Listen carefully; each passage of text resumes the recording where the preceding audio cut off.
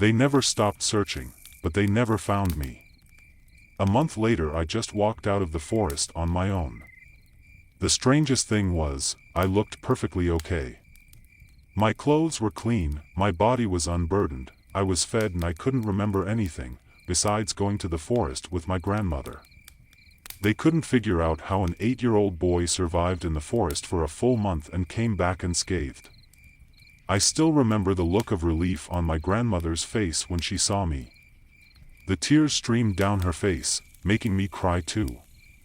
The way she held me so tightly, not wanting to lose me again.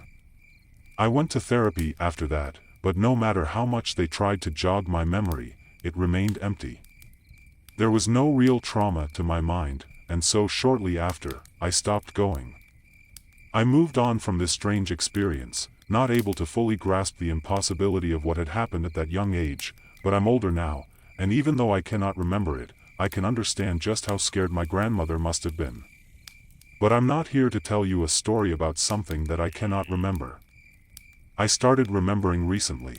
2 days ago I struck up a conversation with my grandmother about that odd event. I asked her, "Do you remember when I went missing for a month?" Her expression instantly grew grim, and she looked at me with this intensity in her eyes. Despite her old age, my grandmother was a fierce woman. "I remember," she said in a hushed whisper, her gaze dropping down to my feet. "I started having dreams of the forest," I told her truthfully. She looked back up at me again, her eyes showing a glint of surprise.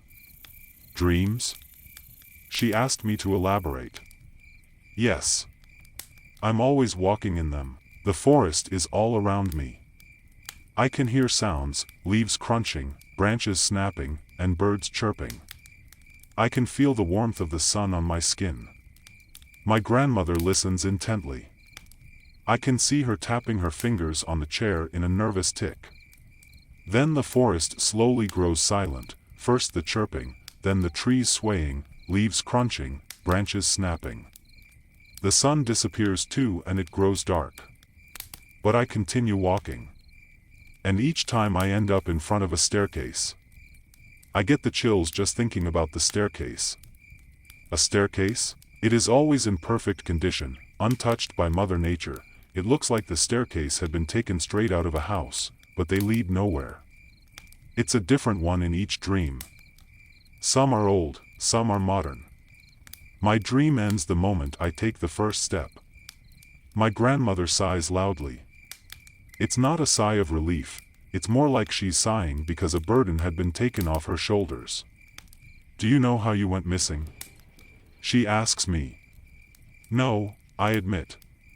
"One day, you were playing outside in the backyard, like you always did. I was in the kitchen making lunch." She looks at a picture beside her on a dresser. It's a picture of us both, taken when I was 7. She picks it up and continues speaking. "I always taught you and reminded you to not wander off into the forest, but despite that, I still kept my eye on you through the windows. So I wandered off." My grandmother chuckles. "No, I wish that was what had happened instead." She places the picture back and takes a deep breath. "I was watching you play with some sticks, having completely forgotten the potatoes that I was cooking. The water started running over the top and I ran over to clean up. It only took a minute or two. When I was back at the window." Her lips and hands were trembling, and she took hold of her armrests. I swallowed the saliva that had collected at the top of my mouth. "I saw you walking into the forest. But you weren't alone. I saw myself, holding your hand, walking into the forest." She began tearing up. "I ran after you, I screamed and shouted and looked for you, but the moment you entered the forest, it was like you simply disappeared." My hands began trembling too, the memory of walking into the forest with my grandmother tugging at my mind. I stood and walked over to my grandmother to hold her. "It wasn't your fault," I said. She cried in my arms. I cried too. After a while, we calmed down and began talking again. "What was it that took me?" I questioned her.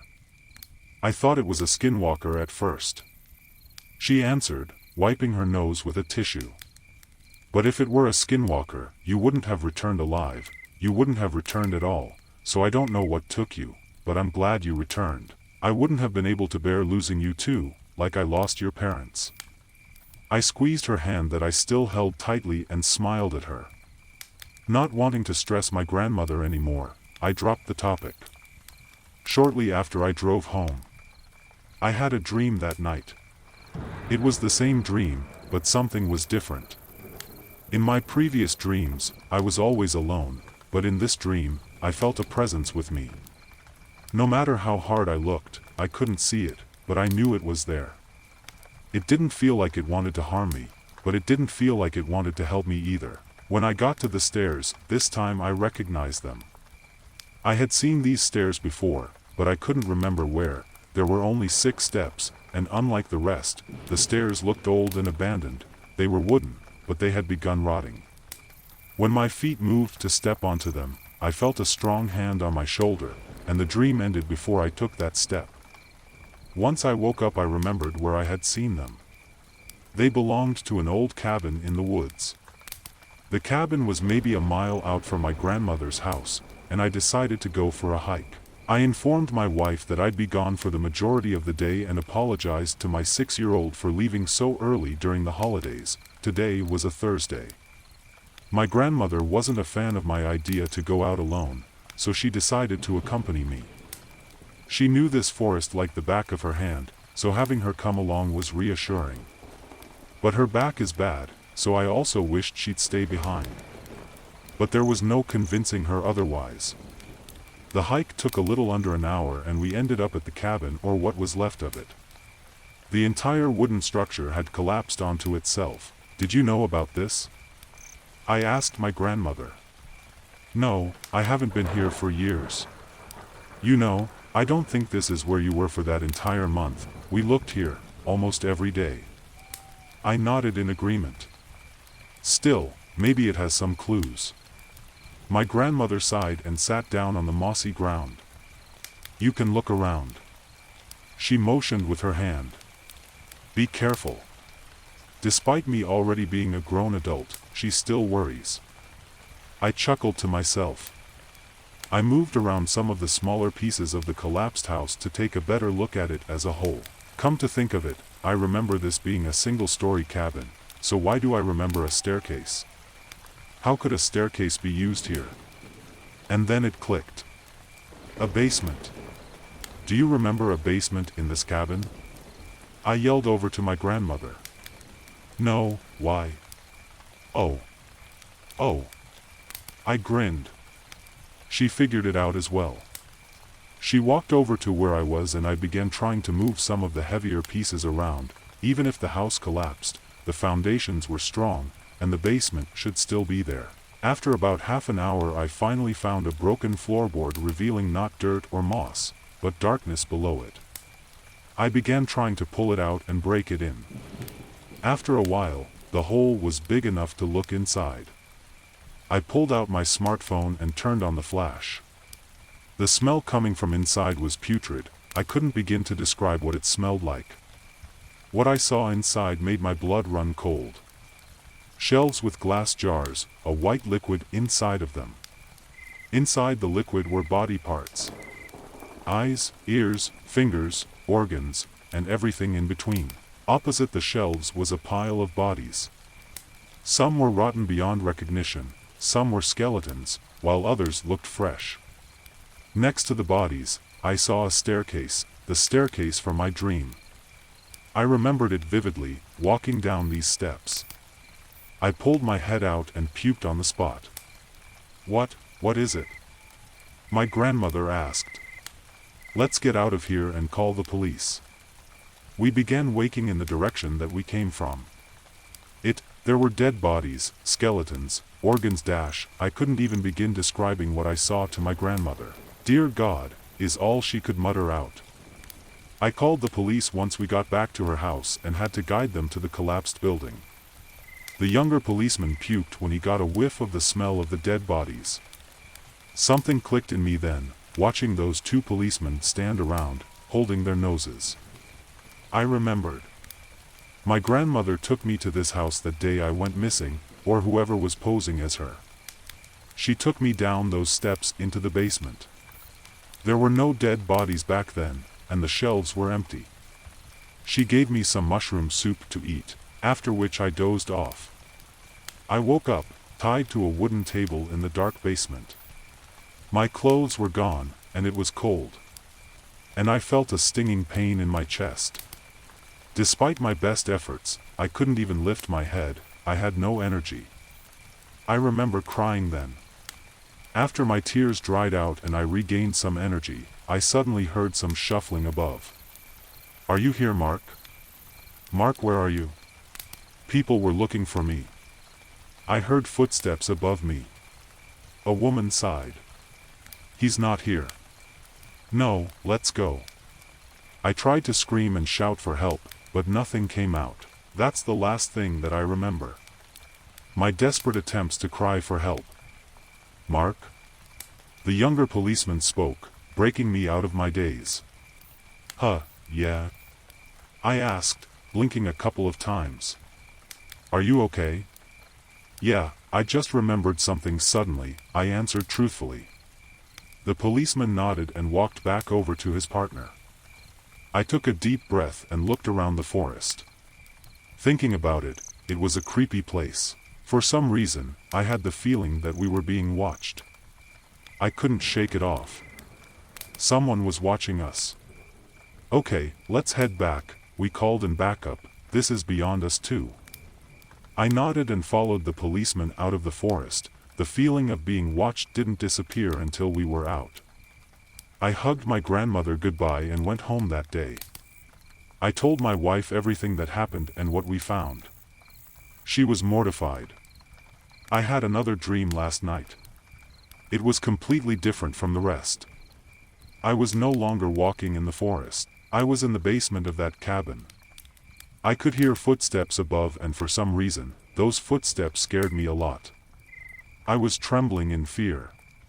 Eventually, I heard them leave the cabin and relaxed. Then I heard a new pair of footsteps enter. They were lighter, smaller. The secret door to the basement suddenly opened and I saw a disheveled boy with messy brown hair and torn clothes smile at me. "Let's go." I woke up after that. I couldn't remember his face. Only his long messy hair, and his smile. Who is he? I don't know why I'm starting to remember these things now. I don't know what happened to me during that month I spent in the forest, or why I forgot everything. But I want to know. I want to find out.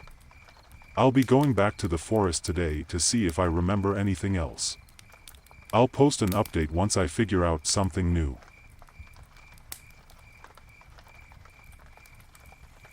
My wife heard a skinwalker in our house last night.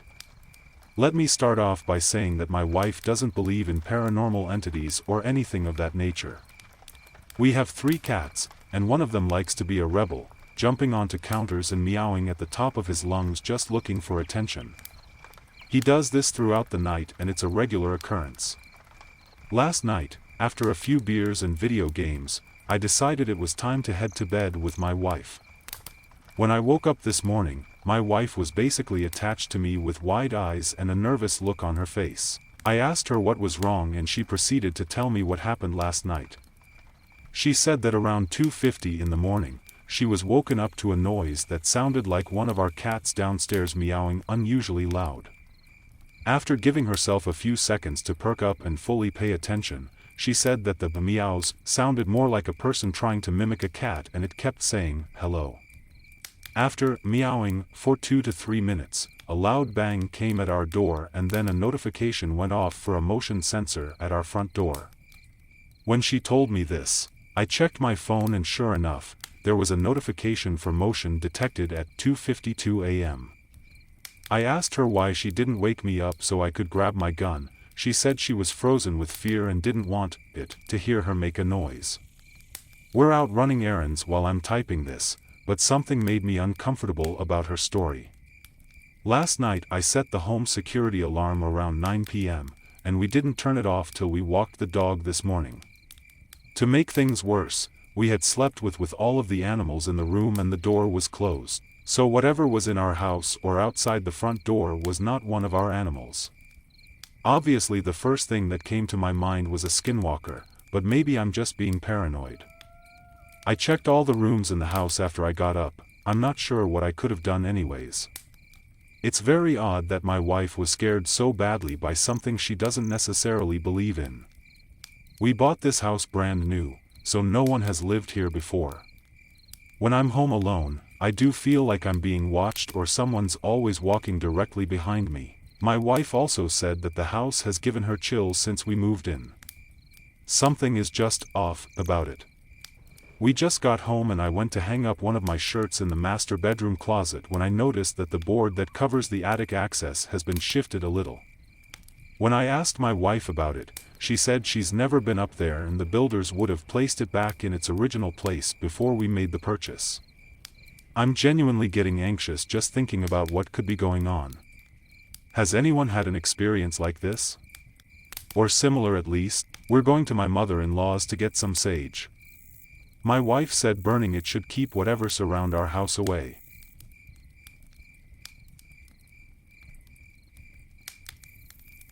My grandfather saw a skinwalker. My grandfather told me a story once, as we sat around a campfire in his backyard, in the cool night of the Arizona desert. The horizon was clear, and each star twinkled in a purple sky, with a full fat moon hanging low over the mountains. His voice was raspy and gravelly, the result of a lifetime of smoking cigars and drinking whiskey. The fire danced and shined across his wide dark eyes, as he settled into his seat, ready to tell his story. Way back when I was a boy, about your age, he began, I lived outside an Apache reservation, with your great-grandfather.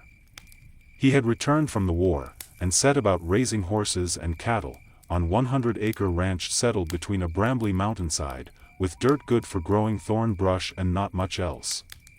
One night, my mother was sick, and Pa and I took a trip into town, about 50 miles away, straight through a dry desert, over a washed-out creek, and some old abandoned farmsteads.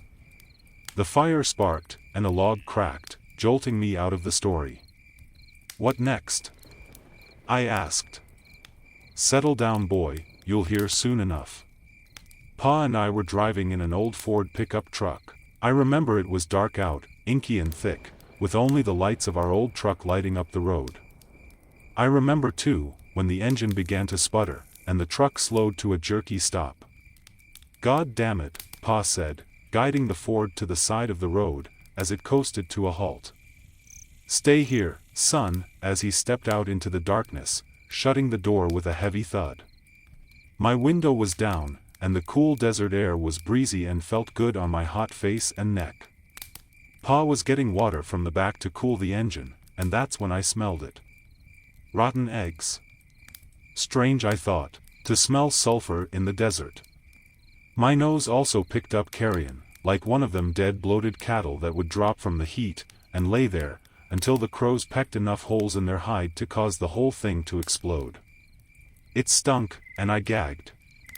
My skin started to tingle too, the back of my neck felt itchy, and my face started to get hot.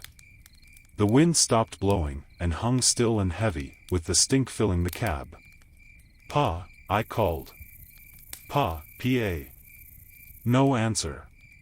My heart started beating, and I felt such a fear in me, in my bones, in my chest. Boy, I tell you, I never felt fear like this, not until Vietnam, not until I saw men dying around me.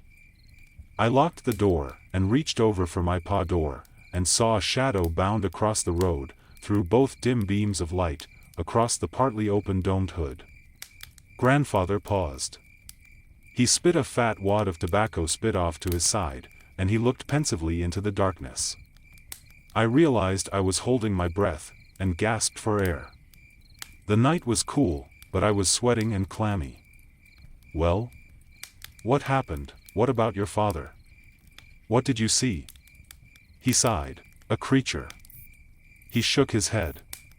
You have to understand, there were legends, older than the rock cairns out in the valley, older still than Crazy Horse, and Sitting Bull, than the old Injun chiefs and their shamans.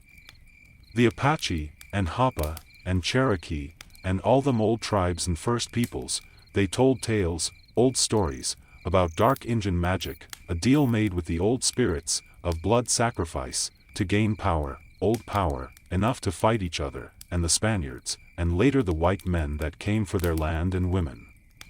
They called them. He paused. Grandfather took a deep breath and bodied forward into his tale. Across the fire, and the sky, the desert, the creek, the moon, the sun, and old mountains, he bodied forward.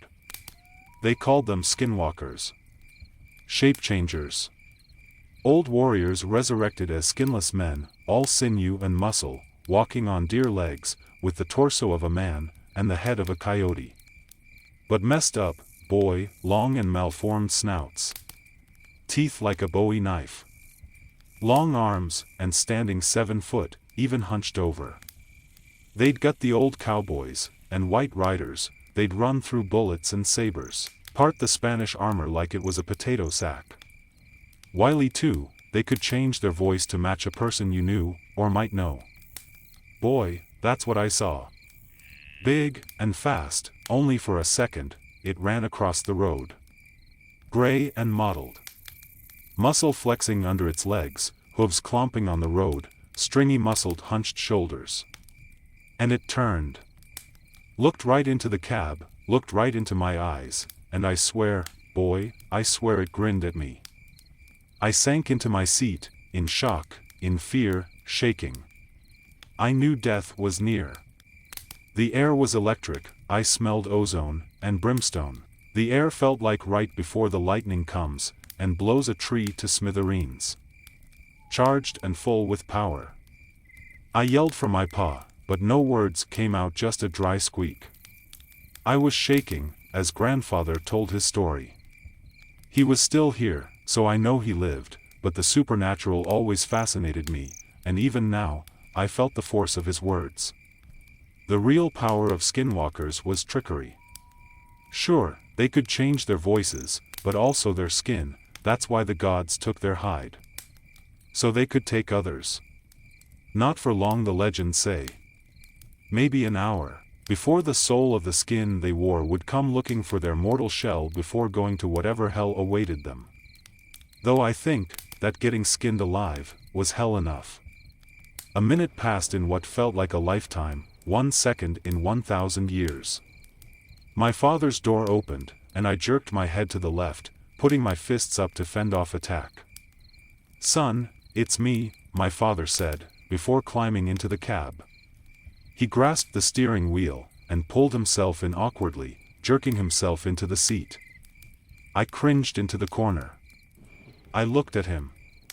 I looked hard. "Boy, your great-grandfather was a good man, treated me and my ma right. He fought the Nazis and saw the worst of man in Poland when he freed all them camps. And now I was taking his measure. Is this my father? Do I make a run or do I die? Is it him or not? Let's go get that medicine for your ma," as he pulled the truck into gear, and pulled it out onto the road, and our trip resumed. I guess it was him after all. But how did you know? Was it because he said something about your mom? No, boy, I knew, because out the window, out the corner of my eye, I seen that beast running 50 miles an hour right next to the car, looking at me with them yellow eyes and grinning mouth. I looked and saw it, hunched and angry, running next us, boy. My pa kept his eyes on the road, locked straight forward. "Son," he said, "don't look at it, don't look at it." That's how I knew, boy.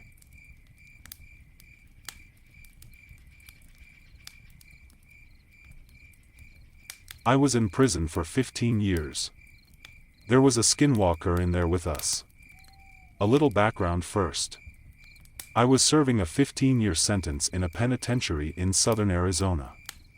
What I was in there for isn't important. During my stay there were countless things that happened that no one could explain, and even more that no one wanted to know more about. It all started with a prison legend.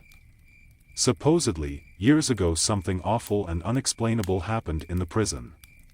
Every morning we'd be woken up, and expected to stand near the front of our cells while guards visually confirmed we were present and accounted for. Apparently about a year before I got sent there, the most brutal and unexplainable thing happened during one of these routines. A man who had a cell to himself looked very off during this check. When a guard pulled over another guard to help him check it out, they found it wasn't actually the prisoner they were expecting at all. It was a totally different man. This man was wearing the skin of the other man over him. Loosely fitting, draped over him, apparently looked like a real monster. The scariest things was the guy wearing the skin was not an inmate. They had no idea how he even got into prison, let alone a cell. What's worse is that they couldn't even figure out who the hell he was. He wasn't documented anywhere. And what's worse than that? They never even found the body of the man of the skin he was wearing. Pretty grisly stuff, I know. And I realize that's not the go-to definition of a skinwalker, but that's what the prison called him. The Skinwalker. Didn't help that the guy never talked apparently. Anyway, that's what started the whole Skinwalker superstition around the yard. Apparently the guy got shipped to a different spot about a month after it happened, and just about everyone in Genpop felt all the better for it. I heard about the story on the second day of my stay. Hell of a story to hear to place in your home for the foreseeable future. Now on to the real shit though. Sure, that guy was the Skinwalker, but all he did in the long run was get an old lifer Navajo inmate to tell everyone about actual skinwalkers. It seemed like a lot of the prison culture actually revolved around them. Now, apparently, skinwalkers are tricky to point out on the spot, but if you manage to survive around one for more than a minute or two, almost everyone can tell the mannerisms are all off. They can mimic human speech but not replicate it. They twitch manically. They have an unnatural gait while walking. But apparently they got better with experience. The old Navajo guy, his name was Carl, said that he was sure there was an actual one among the prisoners. Slowly picking us off over the years, he called it the Grandmaster Skinwalker at one point. Apparently he thought it had human mannerisms down so well that you might not even be able to tell if it was your cellmate for a day or two. It had to be good, he posited one night. He would expect a skinwalker to jump at any opportunity for a kill. But this one realized it had a revolving door of people to kill coming to it, and masterfully bided its time, as Carl thought, for years. A lot of guys found humor in it. A lot more were really on edge about it. Every once in a while in prison, people snap. Sometimes you'll find your cellmate swinging in front of your bunk, strung up around the neck by his pant leg. Sometimes you just can't take it anymore. But in our yard, people tended to snap in a very special way. It wouldn't be an outburst at dinner, or a silent suicide in the night. Guys would just stop talking, hunch over and shuffle around. Any friendships they had would be mostly out the window. They would turn into a loner during rec time. They would let their hair hang in front of their face. No one liked to talk about it. Like if they did, it would happen to them next. I felt the same way. I didn't know if it was a skinwalker or just people going crazy. But I didn't want to find out. It wasn't clockwork or anything, but every time someone snapped in this way, it wasn't more than a couple weeks before they were shipped off or transferred to God knows where without anyone else knowing beforehand. Then there was the nighttime occurrences. Short, loud bursts of sound echoed through my cell block during all hours of the night on a regular basis. It sounded like a mix between a pig's dying squeals and nails on a chalkboard.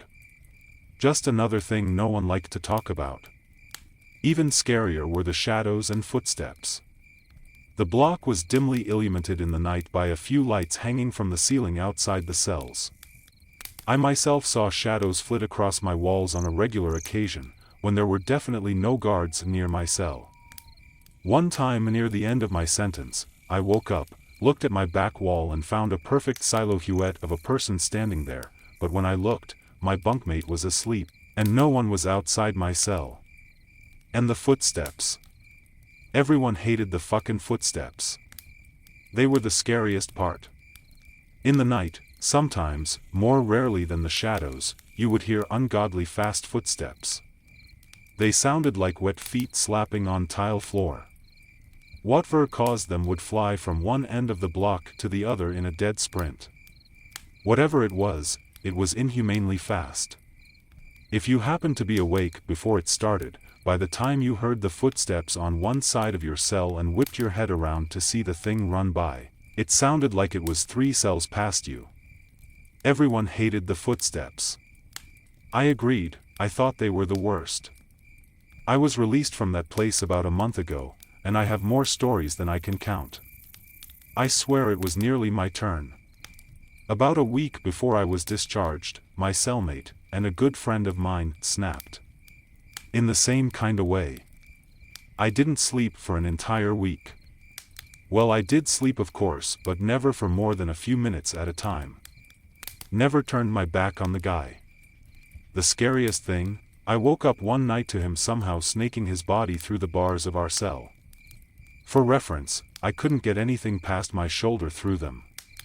The worst part though, he was coming back into our cell. On the day of my release I didn't say a word to him. Just left. He seemed fine with it, so was I. I had made it through 15 years of prison fights, gang disputes, and for all I know, Skinwalker abductions. I left through the front gates, a free man.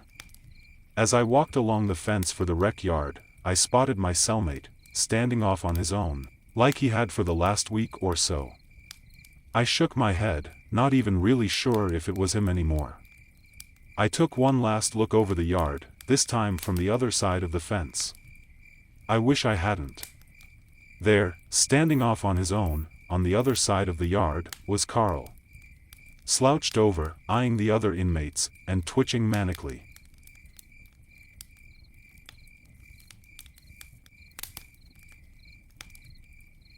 When I was about 11 or 12, we lived in a small house made of mud and stone. A lot like our house now. It was 2 of my brothers and I in the house. Everyone else had gone to the James feast and left us to tend the sheep. We were getting ready for bed when we heard the dogs going crazy outside. Thinking it was nothing more than coyotes howling in the distance, we told them to be quiet. We began to drift off into sleep, and the dogs would not shut up. Somehow, I was able to go to sleep for a few hours. Then I woke up very late in the night. It was very quiet and still in the house, save for my brother's snoring and breathing. I realized I needed to use the outhouse and woke up my brother to take me there. He teased me about being scared, which I certainly was. We went out with our flashlight to the outhouse. The dogs began with their crazed barking out in the sagebrush, going from one place to the next. My brother went first and I waited outside for him. While waiting, I tried to follow the dogs with my flashlight. Suddenly there was a very loud whine from one of the dogs. Then everything went quiet again. It was really too quiet for that time of year. Not even the sheep were making noise. Suddenly I heard a few of the dogs going completely mad by the truck. When I looked over, there was this man. He was unbelievably tall, leaning one arm on the cab roof of the truck. He was looking at the dogs for a little, and then suddenly kicking one of them. They all scattered in different directions. The thing looked up at me and I saw its face. It had a pure white face, like a full moon, 2 burning red eyes, and a slight smile that was pure black. I could not move or make a sound. It began to walk toward me with long strides, until it finally towered over me. All I began to see was a dark red. Like the color of the blood when you cut the throat of a sheep. I kept getting deeper and deeper into its eyes. I could faintly hear my brother coming out of the outhouse. With this, the thing looked up at him. Reality came rushing back to me. I noticed that my brother was too distracted with his buckle to realize what was going on. I also noticed this thing's long hands hovering just inches from my head. Its skin was black ash, and he smelled like a bloated dead animal in summer. I was still unable to move or speak. The Skinwalker began to move toward my brother. Finally noticing this figure, my brother became paralyzed as I was. Closer and closer it drew, reaching an arm out toward my brother's head. Something finally snapped in me. I became unbearably angry. I broke from the trance and lunged at the Skinwalker, raising my arms like a wild animal and baring my teeth at it. A growl came out that I never knew I could make. I became more and angrier at the thing that was trying to hurt us. It kept that smile at first, but the angrier I got the more the smile faded. Finally, with everything I had, I began to make this primal roar at it. It fell backwards and ran away into the night. Looking back at me, its eyes were dim and dull, its smile now long since gone. The next morning the family returned home from the feast. After relaying the story to my parents, they quickly hired a medicine man.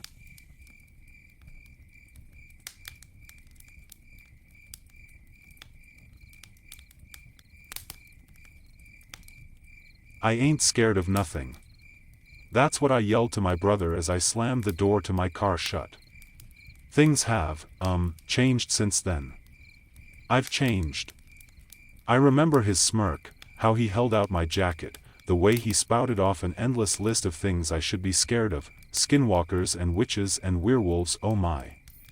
He presented each one as reason after reason of why this idea was stupid, saying I still had time to flake out, save face. I remember rolling my eyes, snatching my jacket from his grasp, sliding into my car and yelling that I'm not scared before speeding away towards the darkening outline of the mountains. They stood out stark against the setting sun like teeth. Boy, how I wish I listened. I was wrong. He was right. I'm fucking scared. Let me back up a bit. It all started about 2 days ago.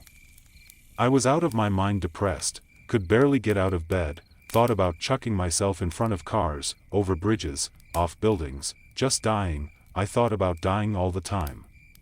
And enough was enough. One of the few friends I had suggested that I try solo camping, said it might clear my mind, that the wilderness, the silence, the solitude would do me good. He gave me a list of spots, some more isolated than the others. I decided on the most isolated one, which was about a 3-hour hike from the last campsite far out in the Rocky Mountain National Forest. I remember his face, the surprise, the acceptance. You sure? His voice cracked. I nodded, saying nothing. Okay, I mean it's a pretty secluded place, especially for a first-time camper. He shrugged. But, then again, it's a beautiful spot. It'll definitely give you some perspective. And the night sky out there is insane. I thanked him and turned to leave, but he spoke up again. Hey, don't let the forest spook you, okay? A word of advice from a veteran: don't go out at night no matter what you hear, you might get totally fucked by a bear or lion. The drive up the mountains was strangely soothing. The gently curving roads that wove their way through the trees and up the rocks were exciting to navigate, and soon my mind was eased into a peaceful contemplation. I had decided to forego electronics this trip, even going as far as securing my phone in my glove box. I wanted to be completely free of all that shit, able to focus on the now rather than ruminate about the past or fear the future. I would be gone for 5 days and 4 nights, enough time for me to, hopefully, recuperate and reassess my life and what I was doing with it. I soon descended into Estes Park and drove through the picturesque town towards RMNP, willing myself not to stay at the Stanley instead. I found the entrance to the park with ease and continued to the closest lot to my campsite. Night was now falling and I silently cursed myself for leaving so late. I sat in my car for a good 30 minutes before deciding that it would be too risky hiking 3 hours in near pitch black. There were 4 other tents set up in the lot I was at with room for 1 more, and soon I had my own tent set up. That night passed comfortably. I was surrounded by chatting, laughing people and unruly, but happy children who ran round and round screaming. A few of them offered me roasted hot dogs and s'mores and beers, and I filled my belly, smiling. I was rolled up in my sleeping bag before the last light from the dying embers faded away. The second night didn't go so smoothly. I woke up late, well rested, but still groggy, and took my time repacking my tent. I hesitated at first, wondering if I should just stay there, but at 3 p.m. another family showed up with proof they had reserved the site. So, I gathered my things and set off. And immediately got lost. Navigating by map and compass for the first time and alone is a lot harder than it sounds. And the trees. The trees can be misleading, can turn you around, make you think you're on the right path when really you're miles from where you're supposed to be. Instead of taking me 3 hours to get to the site, it took me nearly twice that time, and I was swiftly losing what little light was left in the day. Finally I found the site, but before I breathed a sigh of relief, I haphazardly set up my tent, building a small fire in front. It was dark now and I was jumpy. Every sound I heard was seemingly magnified, every shadow cast by the dim light of the fire, a menace. Spooked, I crawled into the tent and curled up in my bag, trying to will myself into sleep. After a while, I was dozing, about to drift off, when I heard it. The unmistakable sound of a foot crunching outside. My eyes shot open and I reached for my flashlight, but didn't turn it on. I waited. I heard the sound again. Someone or something was definitely walking around my tent. It sounded like whatever they was trying to be quiet, stealthy. That went on for hours in inconsistent bursts until I finally decided it was an animal, scavenging for the scraps or inspecting my tent. By dawn I was dozing again and the noise had finally stopped. I told myself I would sleep for an hour or two, giving myself time to rest up. I woke up disoriented, exhausted, and started to panic before remembering I was out camping and that I needed to start hiking back. Now. But when I exited the tent, I saw that the sun was already setting. To say I was upset would be an understatement. I hesitated for a moment, trying to decide what to do. I wanted to go home. I wanted to leave, see how far I could get out there. But deep down I knew I'd instantly get lost and probably end up in a worse situation. So, I began collecting as much wood as I could to build a big-ass fire and prepared to hunker down for the night. The light from the sun seemed to disappear unfathomably fast. The third night was, pretty problematic. I sat awake in my tent for hours after the sun went down, waiting. I'd left the fire going for as long as the wood lasted. I know this isn't kosher for camping, but I was improvising and I was absolutely terrified. The darkness around me seemed to crush the light from the fire, making it seem small, pathetic, a tiny candle in a sea of shadows. For hours I sat there, listening, afraid. Finally, I realized I was just being ridiculous, that what I had heard the night before was nothing to fear, that my subconscious, my monkey mind, was just playing tricks on me, keeping me alert for no reason. So I bundled myself up and laid down. And I heard it. Softly at first. A footstep. Then 2. 3. Growing louder, bolder. I sat up and felt my eyes increase to the size of saucers and my breath quickened. What was that? I had to know. I wasn't thinking. I wasn't. I was operating purely off of fear. I heard the noise. It sounded like something running around and around my tent. Suddenly, the side of my tent pushed in as if someone was slapping it from the outside. "Hey!" I yelled, scared out of my wits. "Hey! I'm awake, I'm in here." I tried to stand, tripping myself up in my sleeping bag in the process, and slammed into the front of the tent. Scrambling up, I swiftly unzipped the flap and ran outside with a red-tinted flashlight. I saw a shape scurry away and followed. And there, standing at the edge of the firelight, barely visible, was the silhouette of a person. They were standing with their back towards me. Their arms were hanging in strange positions by their sides, their head pointed straight away from me. I took a step towards them and a branch cracked underneath me. The sound seemed to startle the person and they turned their head ever so slightly.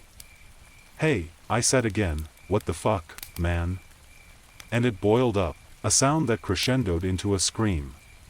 It was laughter, and it echoed around me, rattling around in my skull. I ran, leaping into my tent, zipping it up behind me, curling into my sleeping back, crying. And the world around me exploded, or rather imploded. The walls of the tent shook, like hundreds of hands were slapping it, poking it, punching it. Outside, what sounded like dozens of people running around shattered the silence. I don't know how or when I fell asleep, I think I fainted.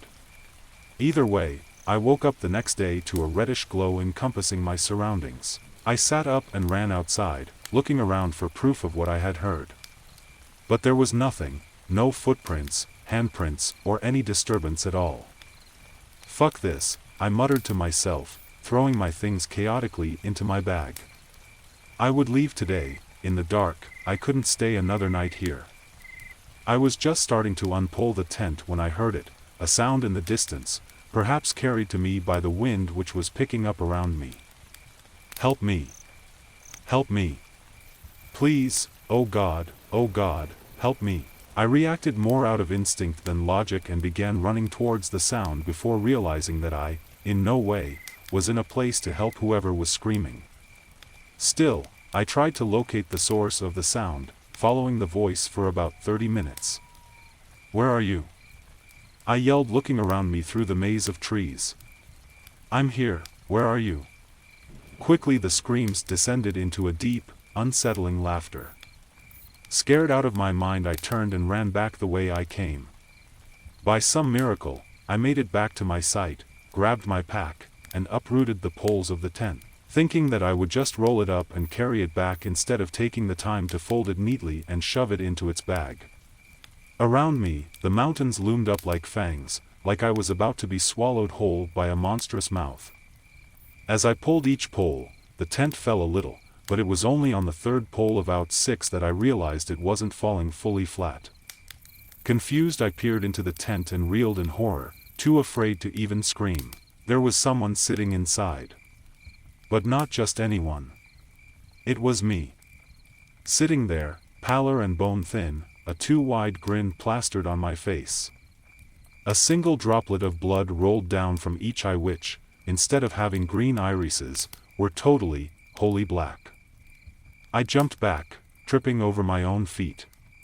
Laughter rose up around me, and as I scrambled up I saw my hand that was not my hand reach out from the tent, followed swiftly by the other, then the head. My face that was not my face looked up at me, still smiling, then laughed again. I screamed. I stood. I ran, and I ran. I didn't even know if I was running the right way. I couldn't even use the sun anymore for guidance since it had almost fully set. I ran without looking where I was going. I kept looking behind me to see if that thing, was following me. I could feel the trees scratching me up, pushing against me, like they were trying to hold me back, hold me still until that thing came for me. Suddenly a light flashed in my face and I ran into something solid, something black, something that wrapped around me. I instantly cowered, hiding my face in my hands. Shit, oh please God, no no no no, I heard my own voice, terrified, shaking. Hey, calm down. It's okay. You just scared me. Calm down, what's wrong? I looked up and into the worried gray eyes of a human face. The face of a middle-aged man, to be exact. He was holding me up, the flashlight he was using lay fallen at our feet, creating strange shadows behind us. I looked back, fearful of what I might see, but there was nothing, only trees swinging slowly in the slight breeze. Hey, he said again. Was that you? Screaming? I came out here to check. I couldn't speak, I was too terrified. I shook my head. Were you camping out there alone? He asked, letting me go and bending down to retrieve the flashlight. I nodded. Then began crying. Hey, it's okay. It can be spooky out here. Come on, my car is right over there. He gestured with his head back behind him. I wiped my nose and blinked, finally finding my voice. Who are you? He glanced at me then away. I'm, a park ranger. but he didn't look like one. He was wearing a smooth black suit, black tie, and white shirt.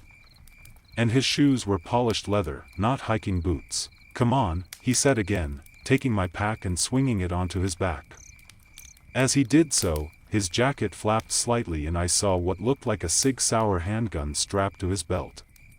"Okay," I said, looking back behind me again, "how did you find me?"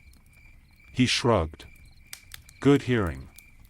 We entered a small clearing and I saw a matte black SUV with tinted windows, headlights flaring, engine idling, parked in the middle of it. He popped the trunk and threw my bag in as I climbed into the passenger side seat.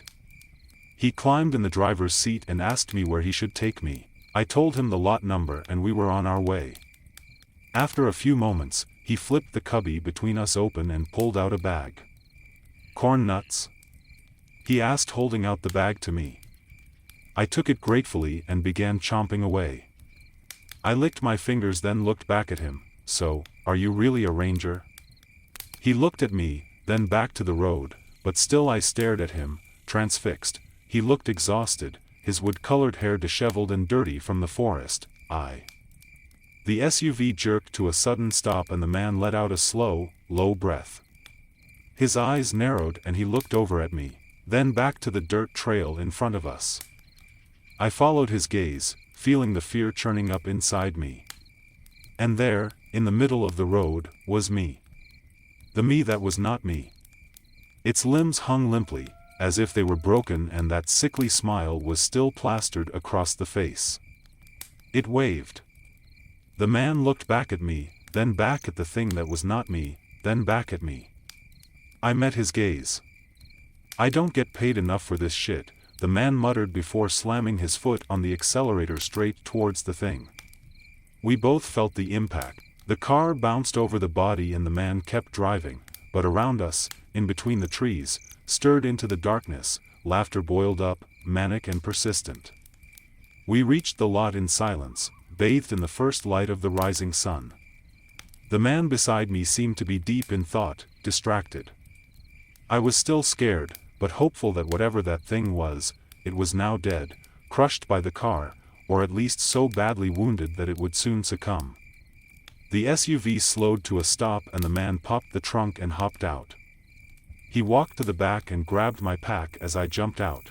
He handed to me and I took it, then thanked him for everything.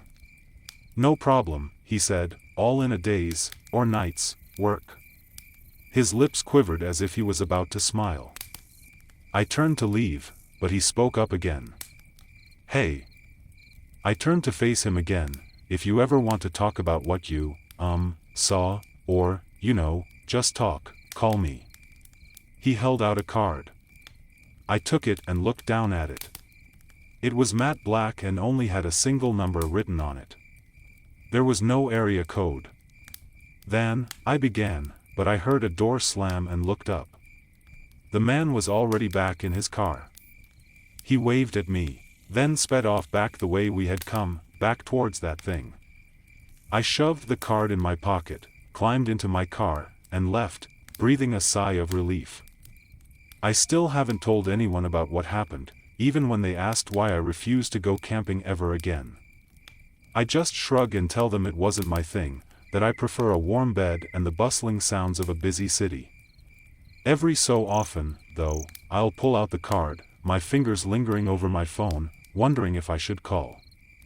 Wondering who the man really was and if he'd really be able to explain what happened to me.